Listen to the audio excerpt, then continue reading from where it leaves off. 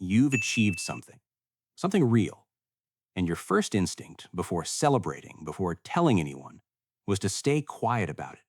Not out of false modesty, not because you're shy, but because some part of you already knew. The moment you say it out loud, it stops being fully yours. And here's what's strange. Most people around you would call that humility. They'd admire it, maybe. But that's not quite what it is it? It's something older than humility, quieter, more protective. There's a particular kind of person who moves through the world this way, who works without announcing the work, who succeeds without making a sound, who carries ambition the way you carry a private thought, carefully, close to the chest, away from everyone else's hands. And if you've ever felt that pull to protect what you're building before it's built, then this might be about you. We talk a lot about ambition as something loud, vision boards, public commitments, accountability partners. The idea that saying your goals out loud makes them more real, more achievable, more you. But there's a quieter psychology, one that rarely gets named, where the silence isn't absence, it's armor. And the question worth saying with is this: why does telling people what you want sometimes feel like giving something away? There's a concept in psychology called social reality.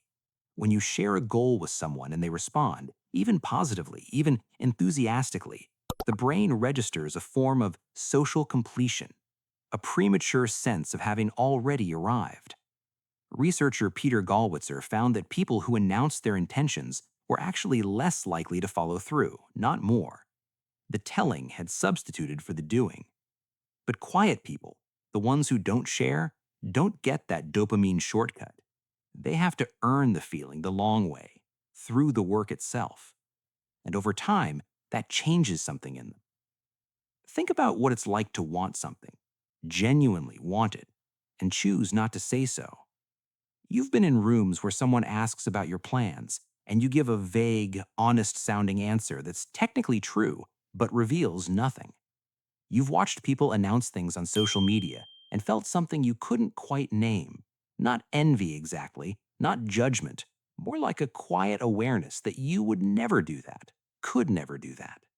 You've started things in private, made progress in private, sometimes even celebrated in private, just you and the mirror, and whatever quiet satisfaction lives in knowing you did what you said you would do, even though no one was watching. That private celebration, that's not a small thing. That's its own kind of discipline. But here's where it gets more interesting and more uncomfortable. The silence isn't only about protecting your process. It's also about protecting yourself from a very specific kind of pain. Because when you share what matters to you, your ambitions, your hopes, the things you're quietly working toward, you hand the people around you the exact blueprint of how to hurt you. You show them what failure would look like. You give away where you're most exposed. And most of the time, people don't even mean to do damage. It's just a comment, a doubt expressed too casually, a look that lasts half a second too long. But if you felt hope crumple under the weight of someone else's skepticism, you learn. You learn to keep the fragile things close. Psychologists call this self-concealment. The tendency to keep personal information private is a way of managing emotional risk. And while it's not always healthy in its extremes, in moderate doses, it reflects something intelligent, a learned understanding that not all spaces are safe for your most important truths. Privacy, in this sense, isn't introversion. It's not shyness dressed up. It's a form of emotional self-defense that quietly, accurately reads the room and decides the room isn't ready for the real version of you. Carl Jung wrote about the persona, the mask we present to the world. But most people miss that the persona isn't the lie. The persona is the negotiation between who you are and what the world can handle. Quiet people have often done that negotiation early. They've understood, sometimes painfully, that public exposure of private progress invites public interference in private journeys. And so they create two lives: the visible one, which is pleasant and unremarkable, and the real one, which is moving. And the curious thing is, when they finally arrive somewhere, others are often surprised. They hadn't noticed the journey. which was, of course, the whole point. But there's a cost to this, and it would be dishonest not to name it. When you consistently hold your ambitions away from other people, you also hold them away from support, from collaboration, from the kind of love that wants to cheer you on. There are people in your life who would celebrate your wins without diminishing them, and sometimes, in protecting yourself from the critics, you also lock out the champions.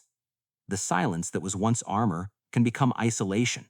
The habit of concealment can outlive its usefulness, and after a while, winning quietly can start to feel less like a strategy and more like a habit of hiding, one you're no longer sure you chose. The question isn't whether silence is right or wrong. The question is whether the silence still serves you, or whether it's protecting you from something that no longer needs protecting against. There's a middle space worth finding, not performing your progress for the world, but not sealing it entirely from everyone either. One or two people who have demonstrated, not just claimed, that they can hold what matters to you without dropping it, those people are worth letting in. Not because you owe it to the world to be transparent, but because isolation has a weight of its own, and carrying everything alone eventually costs something too.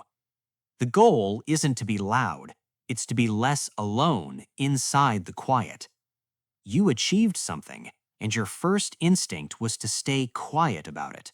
Maybe that instinct came from wisdom, a genuine understanding that some things are more powerful when they're private.